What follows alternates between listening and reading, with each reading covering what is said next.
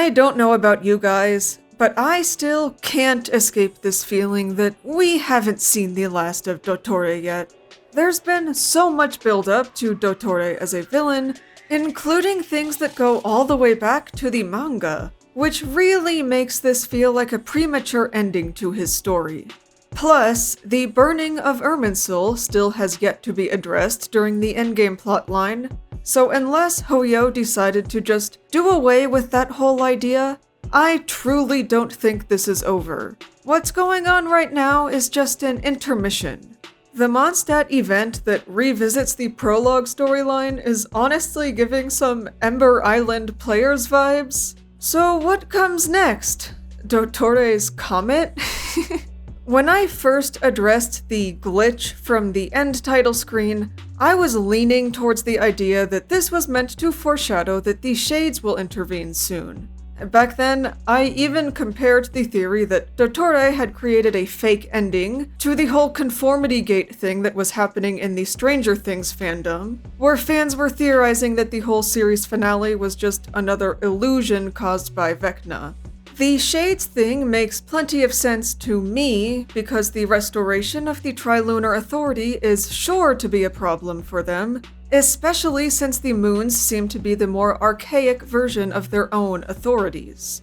While I still do like this idea, I think the glitch being tied to Dottore is absolutely still within the realm of possibility. Honestly, I'm willing to believe that we will be seeing him again, regardless of the reason for the glitch.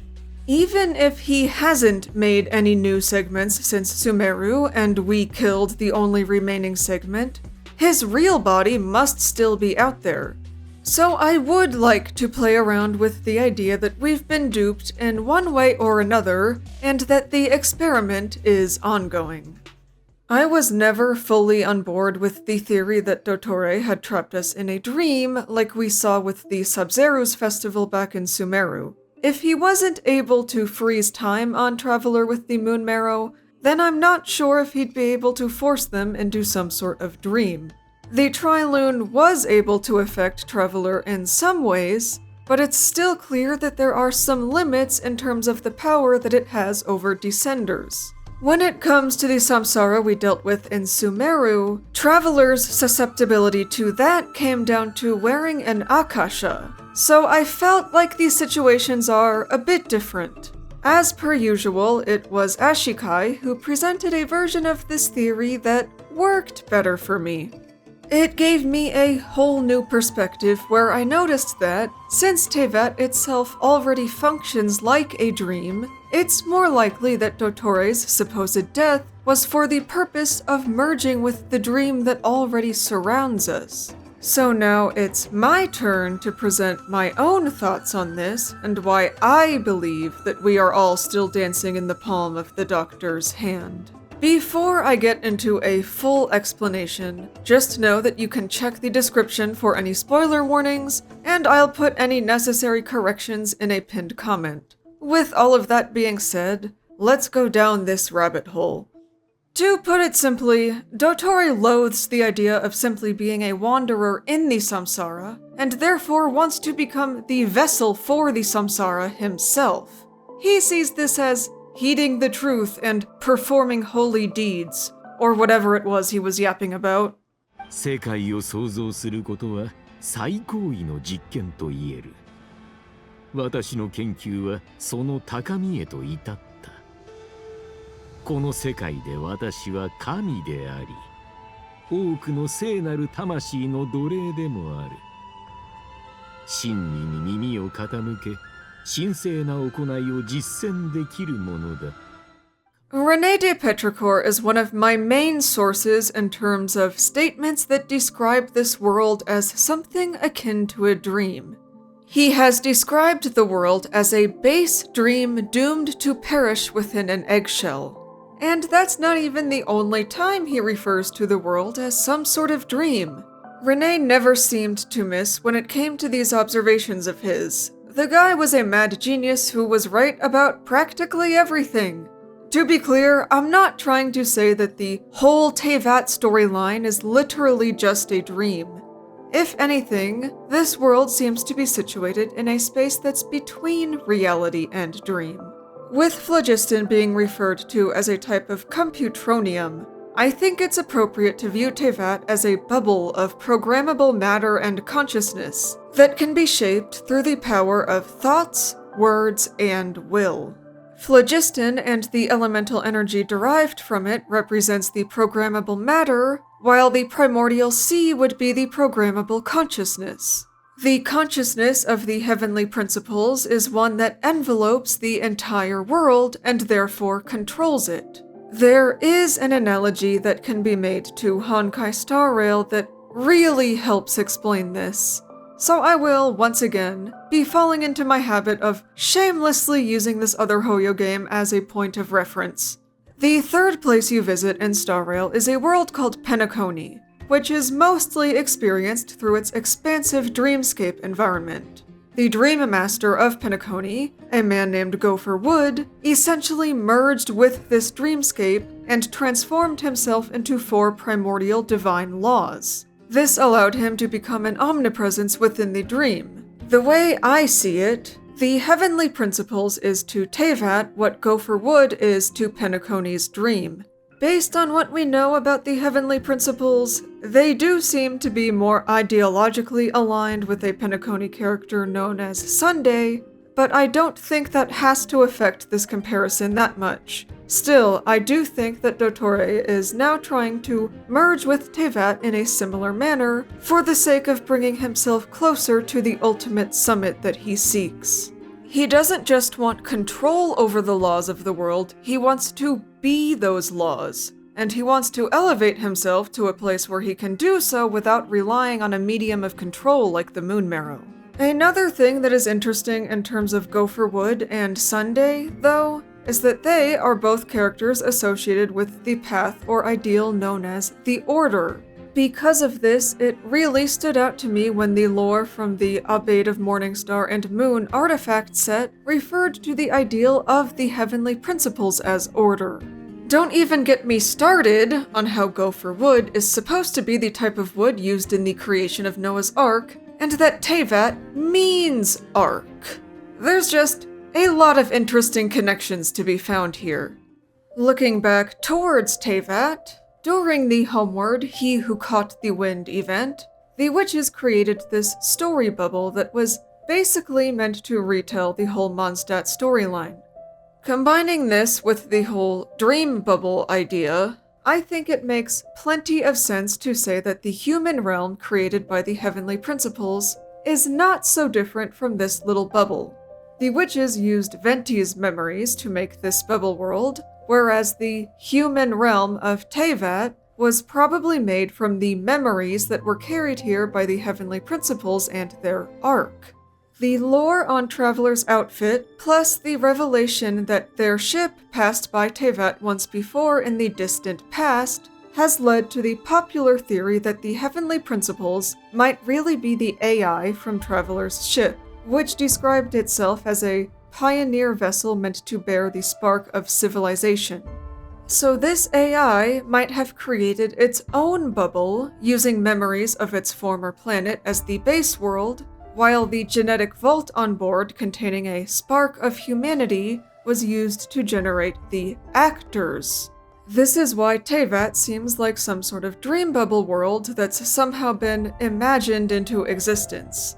We've actually seen tons of smaller worlds born through the power of magic and imagination at this point, if you also count Simulanka and Miliestra Wonderland.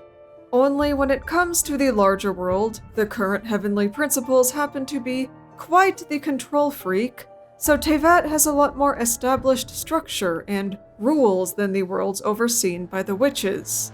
Teyvat has its own laws, after all. The lore told through Abbade of Morningstar and Moon paints a picture where the heavenly principles represent the order that can be found through logic and reason, while the moons represent the wild and free nature that comes from a more artistic, imaginative approach to things. This is probably why the Kuhenki seem to really enjoy participating in various forms of art. The Hexen Circle also very much seem to follow the moons in this approach to things, considering their love for imaginative storytelling. The heavenly principles leaning more towards logic and reason does make a lot of sense considering the heavy implications that the current heavenly principles are an AI. If this being really is just a computer, then of course it would be more inclined in the direction of hard logic, rules, and structure. But Dottore doesn't like all of these laws. Those things are all just in the way. This mortal flesh and the laws of physics are only holding him back. Why can't he just be God and make all of the rules? Is that really too much to ask for? The power of dreams has been one of Dottore's major interests in terms of pursuing this goal. Thematically, this fits in quite well with his home nation being Sumeru, considering how the Dendro Archon possesses the power of dreams.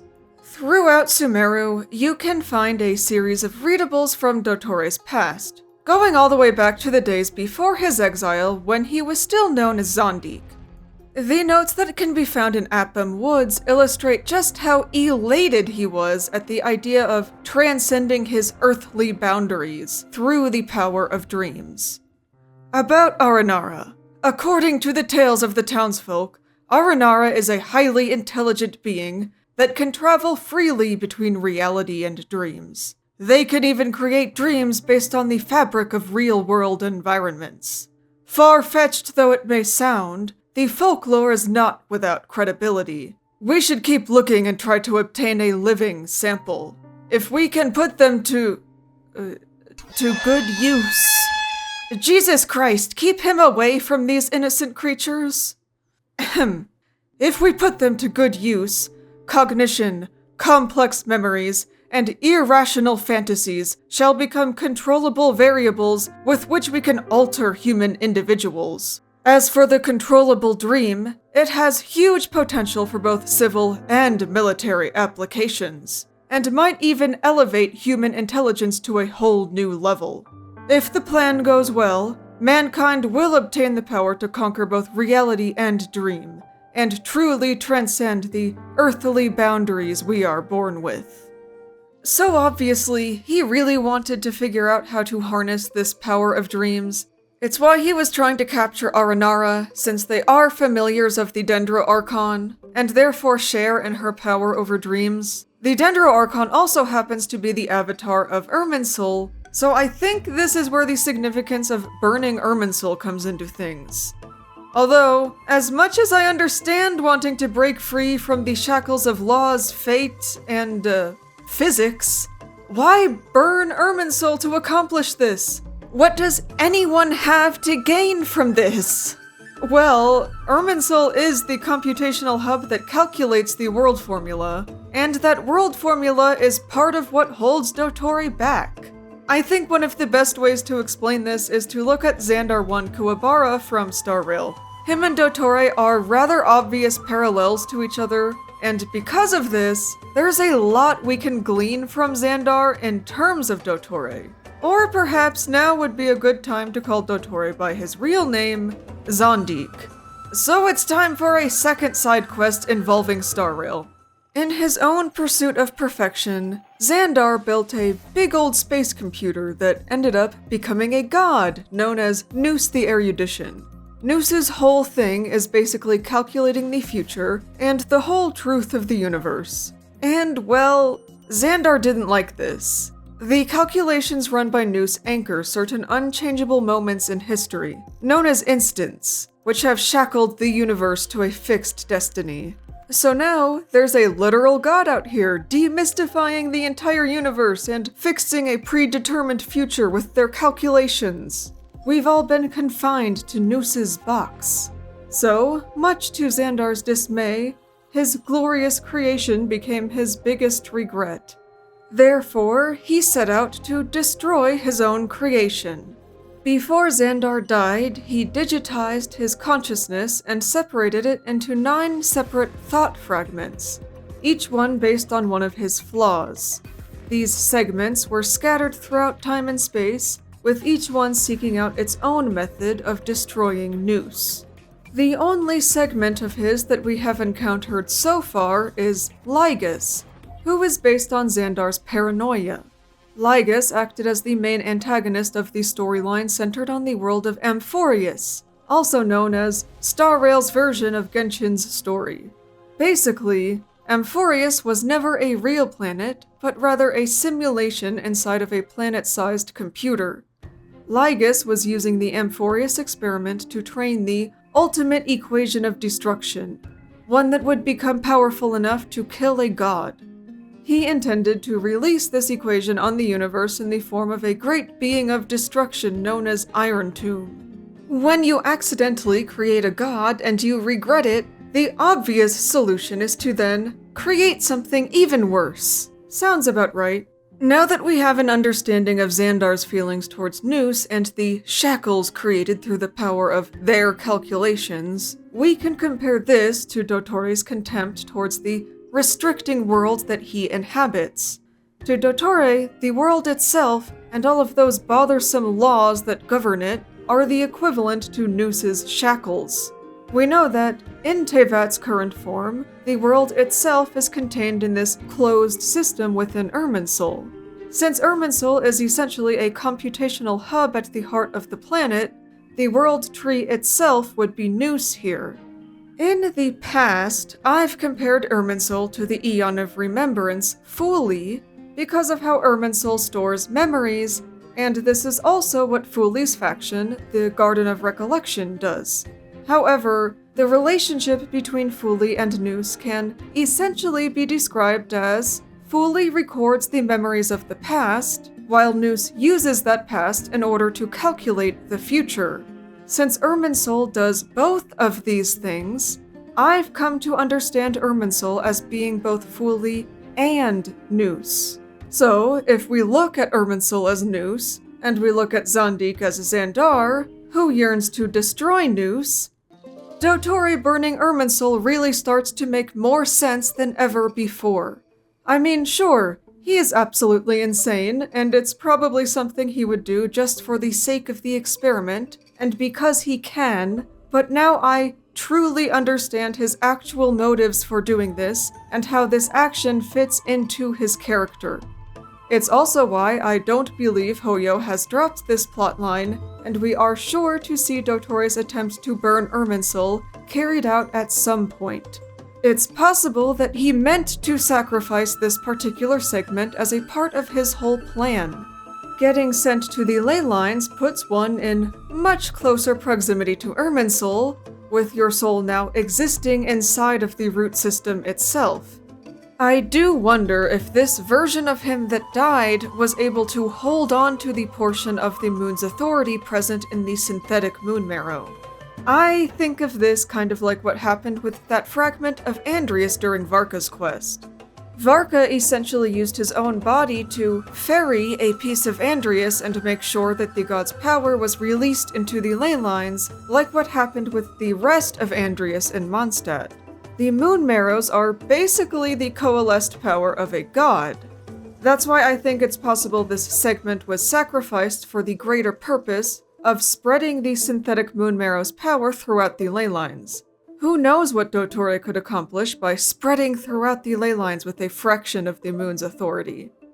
This could definitely put him in a position to mess with Irminsul somehow. I also looked at the Narsizzenkreuz questline for this video, since it has many themes focused around dreams, plus Renee and Dottore are both on similar nonsense. In terms of burning Irminsul, I want to talk about a short story called The Circular Ruins by Jorge Luis Borges. It's referenced a couple times in the questline, and it's very relevant to the concept of playing God, as well as this dreamlike nature of a world that's been imagined into existence. The story is about a mage priest that attempts to imagine another man into existence, only to realize that he is simply the creation of someone else's imagination. It's ultimately a story about creation and blurring the lines between reality and illusion. One of the core themes of the story is the element of fire. So with the burning of Irminsul taken into consideration, I really do wonder if the references to this story are just as thematically relevant to Dottore as they are to Renee. The theme of fire is relevant to the setting of the mage's meditations, since they all take place at a burned-down temple. When he ultimately can't bring his dream into reality, it's a fire deity who transforms the Phantom Man into a believable illusion for everyone except the dreamer and fire itself. Because fire is able to see through the illusion, the phantoms cannot feel its flames. When a fire once again encompasses the temple, the mage priest himself accepts his fate, only to realize that he can't feel the heat of the flames. This is how he realizes that he, too, is just another dreamer's creation. Using this story as an allegory, Dottore basically wants to escape the illusionary cycle by becoming the fire god whose power perpetuates the cycle. The way I see it, burning the world tree is Dottore's way of returning the world to the primordial fire so that he can replace the current world formula with whatever it is he wants to do. He'd be free to replace the current dream with his own delusion. If we think about the comparison with Xandar, though, things didn't exactly go well for the universe when Iron Tomb was unleashed. Both Iron Tomb and the burning of Irminsul are very much practically no one wants this besides you type situations. This contrast between change that involves destruction versus change that involves patient effort reminds me of the Ghibli movie Nausicaa of the Valley of the Wind, which takes place in a world that has been overtaken by a toxic jungle full of gigantic insects. The military from a nation called Tormikia wants to revive a powerful god warrior so they can use its destructive capability to burn the toxic jungle. The residents of the Valley Kingdom condemn this whole plan, stating how they prefer the ways of the water and the wind. This reflects in the larger narrative of the film because the plants of the jungle are only toxic because the water and soil is tainted. In truth, the jungle is slowly healing the planet. Interrupting that process by destroying this whole ecosystem would only make things worse. So that's what I'm saying here. I know the water and the wind take their time, and time also causes erosion and all, but even still, maybe that's better than, destroying everything? There's a juxtaposition between Dottore and Venti's point of view on Traveler's Journey that portrays this idea very well.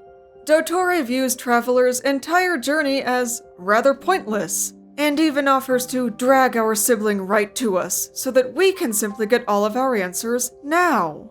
He offers us a shortcut to the end. Meanwhile, Venti routinely reminds us of the value that comes from the journey itself, and encourages us to walk this path through to its very end. There is another aspect to Dottore's goals that I want to address, and this part involves taking a look at that experiment where he was swapping out the souls of humans and animals. There's a pretty intriguing connection that can be drawn between this experiment and his obsession with the power of dreams, and this is due to the description for the chasm light fin. In the still of the night, even the most violent beasts briefly sink into a peaceful slumber, reminiscing on times when dreams belonged not only to humans. With how this item describes dreams as something that belong only to humans, it really makes me wonder if this was some sort of test run for a larger experiment that involves swapping out the souls of humans and gods. Gods would be the next level up in terms of the hierarchy of dreamers, and Dottore's whole thing is trying to elevate humans to the level of gods. I wonder if Dottore's new world formula inverts the positions of humans and gods, and these experiments were all a part of exploring that idea. I'd like to use the last section of the video to bring up a potential source of inspiration for Dottore, even if it may be entirely vibes-based. But I've noticed so many similarities between him and David Jehoahaz Abraham from the Magi series. Like, I can't really prove it in any direct way, but the pattern is there, damn it. I kind of stumbled into this while looking into other similarities that Magi has to Genshin. They've been known to take inspiration from this series I've talked about it in a previous video where I mentioned that Vanessa rather obviously draws inspiration from Morgiana. Genshin and Magi seem to get inspiration from similar sources, such as Ars Goetia. In particular, there's a lot of overlap between Magi's inspiration sources and the mythology used in Sumeru lore. Magi's got quite a few names and terminology drawn from 1001 Nights, which is referenced by the book series you get from Sumeru's torn pages. The Ars Goetia naming scheme in Magi is used for the 72 Jinn, whereas Jinn exist in Tevat as creations of Nabu Malikata. The spiritual energy in the world of Magi is called Rukh. The world structure in Magi also has a similar tiered universe with worlds within worlds, although Magi takes a more monotheistic approach in terms of the deities of those worlds. David is effectively the main antagonist of the series, although because the anime for Magi just kind of ended after 2 seasons, he mostly appears in the manga, so this explanation will include spoilers if you've only watched the anime. David is a genius mage who doesn't really care about anyone besides himself, and is therefore willing to cause great collateral damage in pursuit of his goals. He becomes convinced that his purpose in life is surpassing God. At one point in the story, he evades death because he was using a fake body that turned into a Matryoshka doll. Once the heroes finally catch up to the real David and kill him, he just uses that death as an opportunity to merge with God. This is also Dottore coded that it's not even funny. The god that David merged with is called Illah, which seems to be a fusion of Arabic and Hebrew terms that are often used in reference to false deities worshipped by pagans. This honestly makes me wonder if Hoyo is going for some double meaning when it comes to his Commedia dell'arte title of Il Dottore, which I know just means the doctor in Italian, but hear me out. With Dottore essentially becoming a false deity, I think there's definitely room for double meaning where Il is alluding to false god, like with Illah. Especially with all of these similarities to David, who comes from a series that Hoyo has been known to use for inspiration. Maybe my pattern recognition is working a little too hard here, but hell, I thought it, so may as well share it. Also, you know how I mentioned that I think Dottore might be trying to invert the roles humans and gods occupy within the world formula? Well, Magi's final arc has a plotline that embraces a very similar idea. Basically, after the world died, a new world had to be created. This process was carried out by another genius mage named Ugo. Ugo is also the guardian of the sacred palace that houses all of the Rukh, or spiritual energy used to create the world. When David tries to break into Ugo's sacred palace, Ugo had already anticipated this and created a magical formula to swap out roles in the vertical hierarchy of gods. So Ugo is able to stop David, this man who had fused with a creator god, by placing himself higher in that hierarchy of gods. After this, Ugo just kind of puts David in a fish tank, where he gets to create his own lower order world with its own cosmos. Oh my god, this is what Dottore needs. Put him in the fish tank, just have the witches create a little sandbox world for him, give him his own mini cosmos before it's too late. Also, this is basically what Renee was doing when he was in the Primordial Sea for hundreds of years. Unfortunately, David manages to figure out on his own how to use the world formula that Ugo had developed, and once again places himself above Ugo. David's goal is to break through into even higher dimensions for the sake of destroying the gods of those higher planes. Except, piercing into a higher dimension requires a substantial amount of energy.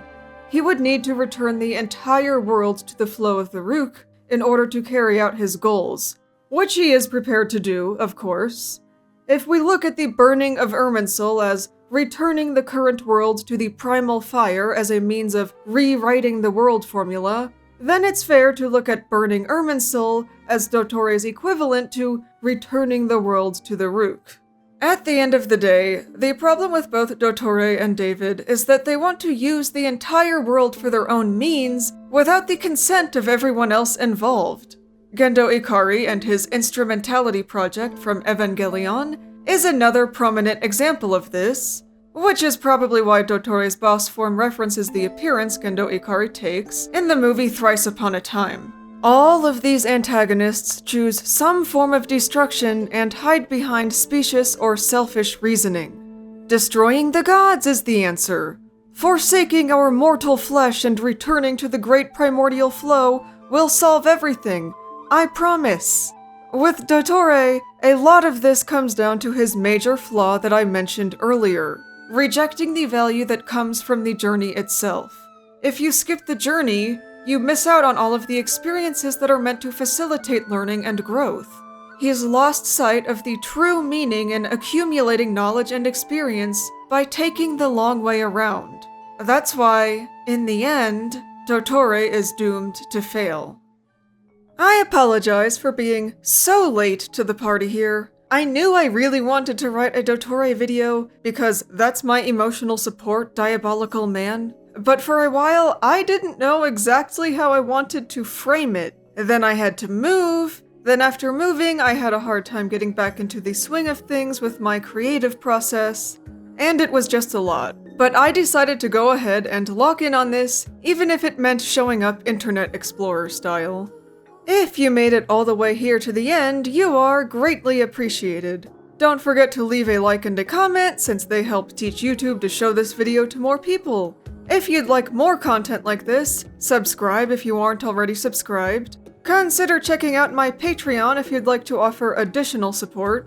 My Patreon has mostly existed as an optional support channel that doesn't offer much else, but one of my major goals right now is to start actually using that Patreon properly. At the very least, I've now set up the tiers for having your name appear at the end of a video. So that's there for anyone who is interested. With all of that being said, I hope I'll see you next time.